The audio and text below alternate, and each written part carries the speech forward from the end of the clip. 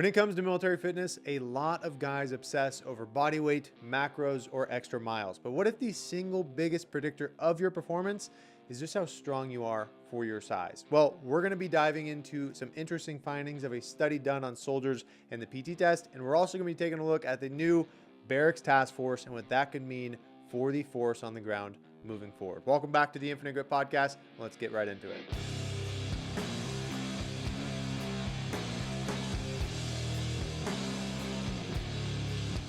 Welcome to the Infinite Grip Podcast. This is the show for those preparing to earn their place in special operations and other elite tactical careers. We break down the training, mindset, and strategies required to get selected and continue performing long term. These are proven principles to help you build the body, the mind, and resilience to step into the fight.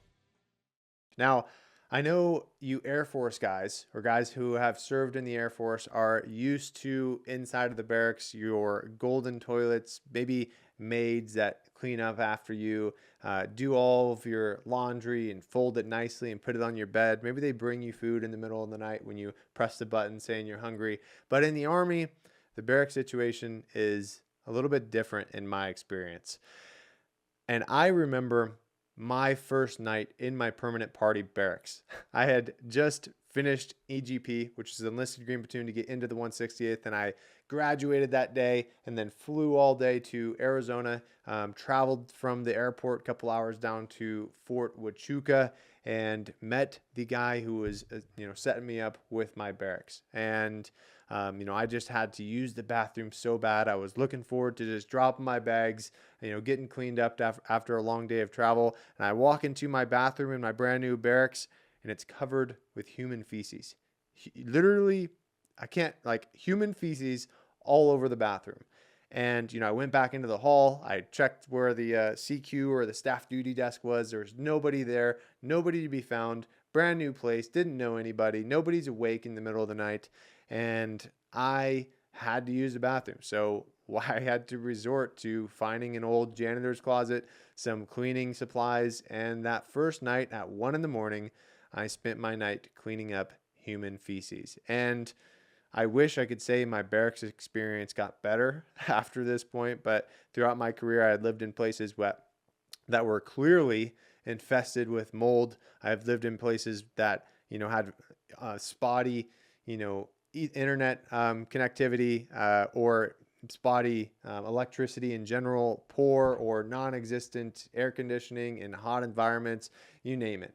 Barracks in the Army are notoriously terrible, and I absolutely think that over the years, the poor living conditions and the not just the living conditions, but how they do not prioritize the well-being or the quality of life of soldiers has led many individuals, especially those lower enlisted guys that never get to the point of getting BAH or basic allowance for housing and moving out of the barracks, to get out of the Army because they hated it so much, and then they leave with a bad taste in their mouth, and then they go tell everybody about their poor experience, which hurts recruiting overall. So it has been announced by Pete Hegseth, the Secretary of War, that they are establishing a new barracks task force and are going to be investing in it. Let's take a listen to what Pete Hegseth has to say about this new task force.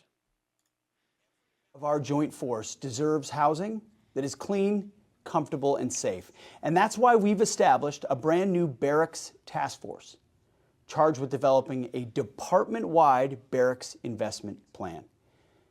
As too many know, too often barracks are shabby and without basic modern amenities. But this isn't just about creature comforts. This impacts morale, readiness, and our ability to recruit and retain the best warriors. Quality of life for our warriors is a critical component of reviving the warrior ethos and rebuilding our military. Barracks, that's where our warriors live, rest, and recover. How can we expect them to be ready for anything on the battlefield when their own living space is a constant source of stress and frustration? Now, he is 100% correct here. I 100% agree with this. And I think that if you start prioritizing the quality of life of soldiers, this can even mean, paying them more. There's obviously been, pay increases announced recently. I think you are going to get much more motivated, much more qualified, much more capable, and ultimately much more lethal soldiers, because there are so many guys that even I talk to today. We primarily help guys go special forces or the special operations route, but I talk to a lot of guys who are just fed up with being in the regular military or the conventional military, dealing with poor barrack situations, dealing with toxic leaders who don't value them, don't put them first, don't build them up, don't provide the actual leadership or mentorship that they need at those times. And it absolutely leads guys to getting out of the military or having low morale or not performing the way that they could. And one of the soft truths, which is special operations forces truths, is humans are more important than hardware. And to me, it is easy to visualize that in a combat sense. Yes, we're going to prioritize human life. We're going to exhaust all efforts to get our guys out, even if that means losing some hardware or putting hardware at risk along the way. But I also think that should mean, and that is something that the military as a whole should adopt, and it should mean taking care of people back home, providing them with clean, an environment that they are proud to live in, they're excited to live in. Even imagine walking into your new duty station and Soldier A has the experience that I did. It was covered in human feces. It was dirty. Someone never cleaned up the kitchen. Just a nasty environment that you walk into, like renters who never took care of their place after they moved out. And then Soldier B walks in and it's clean. There's potentially sheets on the bed. They have common areas. Maybe they have, a kitchen area with stuff that you're able to actually cook and meal prep inside of. That soldier is going to be wowed by that experience, and it's immediately going to be a morale boost, and they're going to remember that. Throughout the entirety of my career, as soon as I saw this video, I thought back to that initial experience. So those little impressions have a big impact on guys down the road. And I think that over the years, it has been almost ritualistic or kind of a rite of passage to have individuals live in these really, really poor living conditions and expect everything from them, as a point of pride because they're serving the military. And to an extent, you can get away with this, especially earlier on. But when guys start spending years in these environments, they're coming out of the field, coming back to these places, it starts to take a toll. And I think investing in barracks, investing in people, and building up the individuals who make up the backbone of the entire organization makes the organization much more healthy. But I'm interested to hear what you guys think about this. If you have any, stories that you want to share about your barracks experience or how you think it's going to impact the force, readiness, and retention, drop them down in the comments and let's talk about it. Next, we want to talk about the relationship between strength and overall physical performance, especially in the military. So there was a study done on, I think it was like 1,300 male soldiers, about 300 female soldiers, and they took the ACFT. This is before they switched it to the AFT. And they basically tracked their scores and how their scores stacked up to just their deadlift. So they were seeing what the relationship between strength is to their overall performance. And if you guys want to check out this study, the reference number is at the top.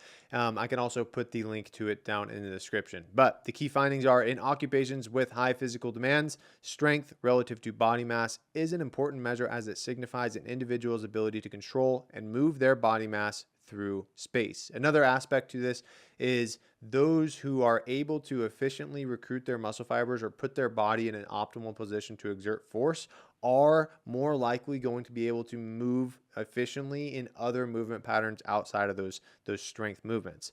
In this study, overall, 33% of men deadlifted greater than 1.5 times their body mass, while 30% of women deadlifted greater than 1.25 times their body mass. Men and women deadlifting the highest percentage of their body mass, so greater than 1.5 for men and 1.25 for women, outperformed those with lower relative strength within their own sex in all 6 ACFT events. All 6 events, to include the run, to include the sprint drag carry. sprint, drag, carry. In 4 of these 6 ACFT events, women who deadlifted greater than 1.25 times their body mass had similar performance compared to men deadlifting 1 to 1.24 times their body mass, and even outperformed men deadlifting less than 1 times their body mass. Greater strength relative to body mass was associated with higher physical performance. Now, why is this important to think about? Well, because so often we can get so obsessed with run times. Run times matter and the ability to ruck matters, but if we totally neglect strength, then we put ourselves in a position to have injuries, not have the strength or the durability to continue moving under a load over prolonged periods of time, and see degraded performance across the board. Lately, I've been seeing a reel go kind of viral on YouTube and other platforms, and it was a former SF guy, so much respect to him, no issues with him whatsoever, but I think there's some things that guys can hear and take it out of context. But he was basically saying that some of the best advice that was ever given to him was from a Green Beret saying, stop lifting in the gym, stop lifting weights.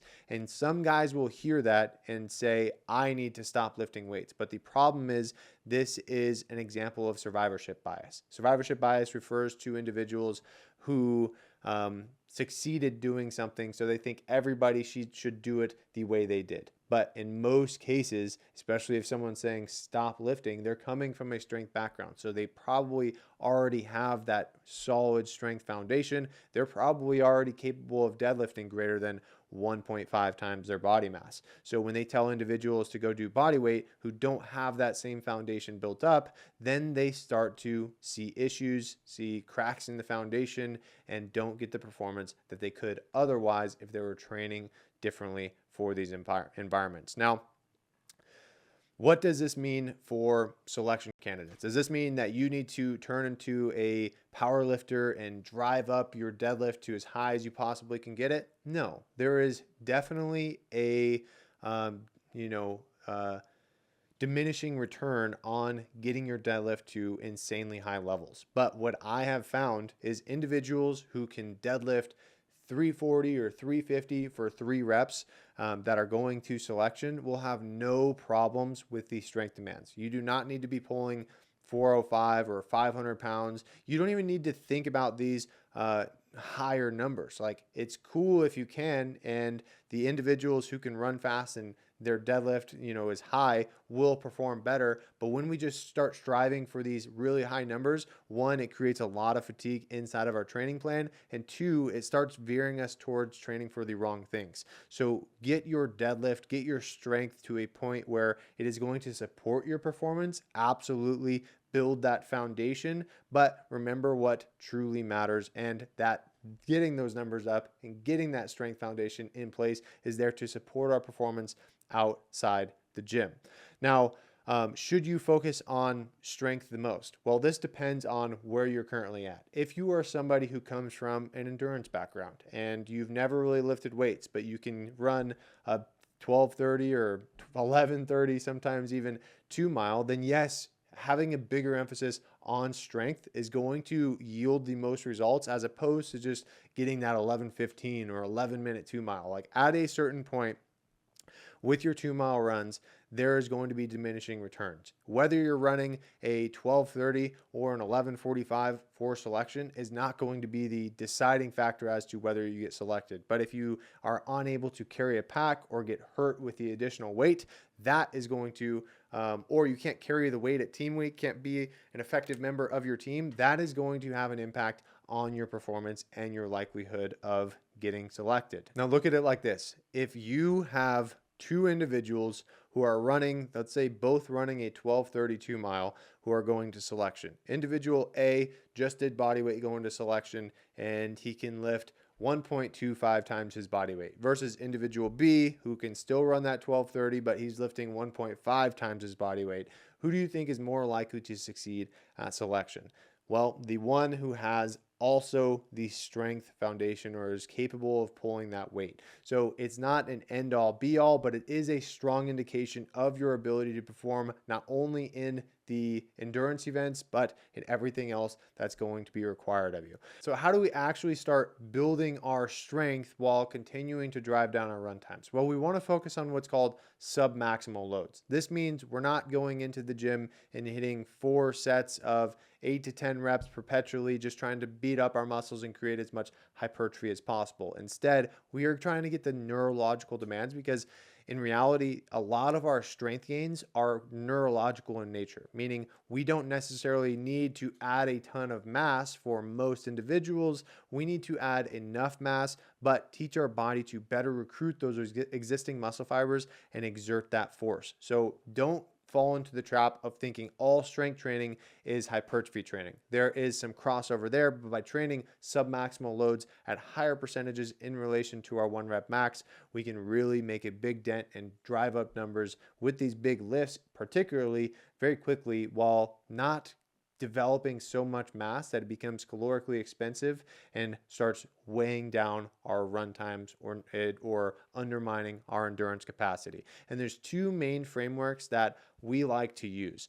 There's many out there, but over our experience of training tactical athletes for selection and various other special operations environments, these are ones that consistently yield the best results. And the first one is the 5-3-1 format. This is a strength building format, traditionally for bodylifters, or for power lifters rather, developed by a guy named Jim Wendler.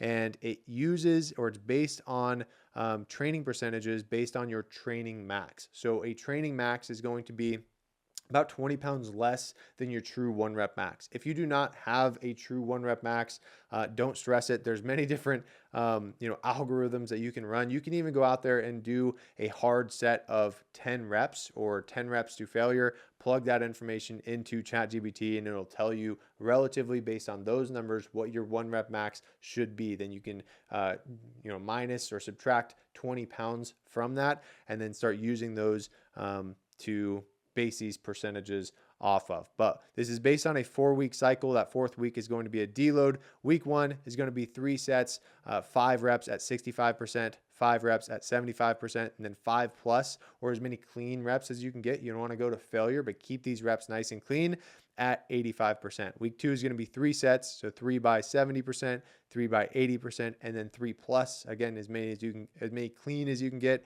at that 90%. And then week 3 is going to be 5 by 75, 3 by 85, and then 1 plus but at 95%.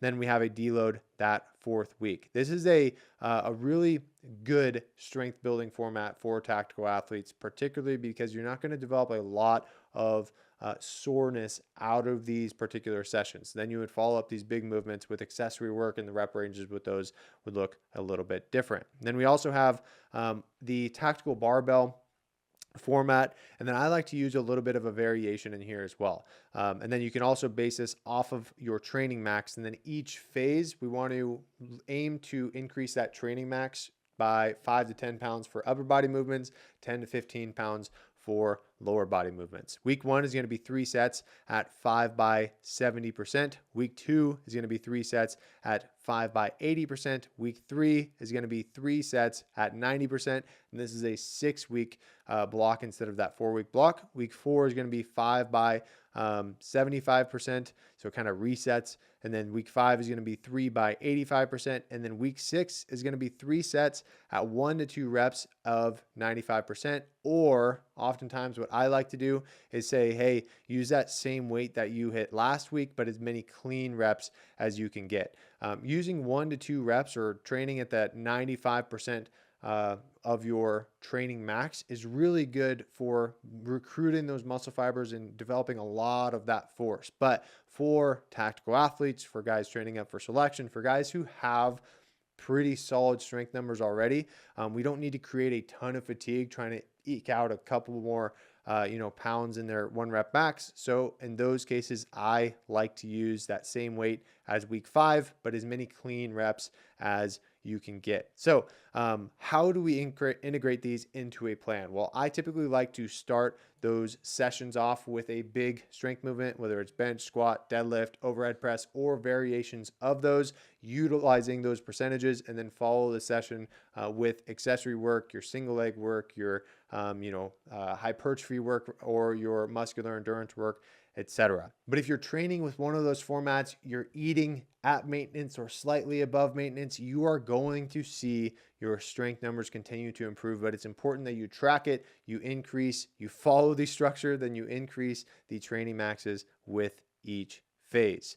And lastly, I wanted to dive into some questions from this week. First question is good versus bad running form, what to look for, and how to change it mid-run if possible. The biggest issues I see with guys running form is them leaning back too far. They reach out too far in front of them. Their cadence is very slow, meaning they have to take longer strides to make up for the distance, and they start to break down as they get more fatigued. So for most of the guys, obviously I would have to look at your specific form, but for most of the guys, I want you to think about running and staying nice and tall through the head, and then leaning forward from the ankles. We're not leaning forward from the hips, we're leaning forward from the ankles, almost falling into those next steps. And then we want that foot strike to be underneath our center of mass. So we're not reaching out in front of us. When we reach out, we put that we get a big heel strike, and it almost acts as a braking force, reducing our efficiency and putting a lot of pressure on those knee joints, often leading to some overuse injuries develop. So that is the easiest thing that you can incorporate on your next run. Think about maintaining that posture. Think about maintaining that form throughout the run, even into those deeper miles. And what I like to tell guys is on the speed sessions, we want to maintain that throughout those intervals. If you start finding yourself breaking down or reaching out or really just having sloppy form, I would much rather have you reduce the intensity a little bit so you can stay tall, you can keep that nice posture, and you're training your body to hold that position under fatigue. Next question is, were there any unexpected issues you faced during selection that no one had prepared you for? I don't think there was any unexpected mindset situations, but the thing that I wish I would have prepared more for at selection is knot tying. I had the recruiters, teach me a little bit about knot tying. They taught me the water knot, but I didn't understand its application. I didn't really know what you're going to be using this stuff for. And then when I got into team week, I felt like I couldn't contribute as much as I should have been able to the team, and I had a lot of self-consciousness built up because of that. And I just ended up reverting to the guy who could carry a lot of weight and be there to fill in gaps for the team, but I wasn't very good at building the apparatuses, and it was directly related to my inability to tie knots. So some knots that you guys should learn prior to go into these environments is the square knot, the square lashing, the water knot, and the clove hitch. If you learn those 4, and you can also learn a diagonal lashing as well, those 5 knots are really good to learn prior to going in that environment. And what I recommend is going to Amazon and searching for 1-inch tubular nylon. They come in these little spools, and it's this green nylon stuff, and that is exactly what you're going to be using for the lashings during team week. So if you get good at tying the water knots, if you get good at tying all of the knots with those specifically, you're going to be set up for success once you get to team week, and you're going to be the guy that people rely on. Team week is all about who can provide the most value to the team. So if you are an individual who knows all that stuff, your team can rely on you in that environment. It's going to make you look really good and make you probably peer pretty well. Next, what are ways you practice to stay sharp mentally that help transfer over to selection, prep, and interacting with the cadre? Stay present. And this is something that I had often struggled with, even going out throughout this process. I get so, I used to get a lot of anxiety about my performance. Oh, I messed something up. Oh, I don't know what I should be doing right now. Maybe I have anxiety just standing there. Maybe I have anxiety about an upcoming event. Those things will take us out of the moment. It'll remove our focus from what we're currently doing or need to do, and often makes us overthink. Maybe our brain starts moving faster than our mouth. We say something stupid and we start tripping up on it, and then it starts to spiral from there. I came across a verse in the Bible. I forgot it now, the actual verse, but we had one of the guys in the community check me on it. So if you can, comment down below which verse it is. But it is, sufficient unto the day is the evil thereof. Last year, I had never delved into the Bible at all until these last 8 months or so. And I was in a place where I had a lot of stress and the baby was coming, there was a lot of uncertainty about the future. And I came across this verse, sufficient unto the day is evil thereof. And it basically means that there is enough stress, there is enough evil, so to say, in the day you're currently in, that you don't need to worry about everything ahead of you. Don't have a lot of anxiety built up about all of those future problems. Focus on the problems that you have right in front of you. And if you take that into selection, if you take that mindset into those events and just tackle one event at a time, not getting yourself so worked up about everything that lies ahead, then you're going to be in a position to where you can really stay sharp mentally because you're present, you can focus, and you're not talking yourself out of selection as a whole. Next question is, what are your favorite snacks to have during a busy day? Lately, I have been going hard on Bell's protein bars. I've tried, David bars. I've tried several of the others, but Bell's cookies and cream protein bars are my stuff, man. I love them. Also, beef jerky and just getting the protein in. I have a very, very basic diet.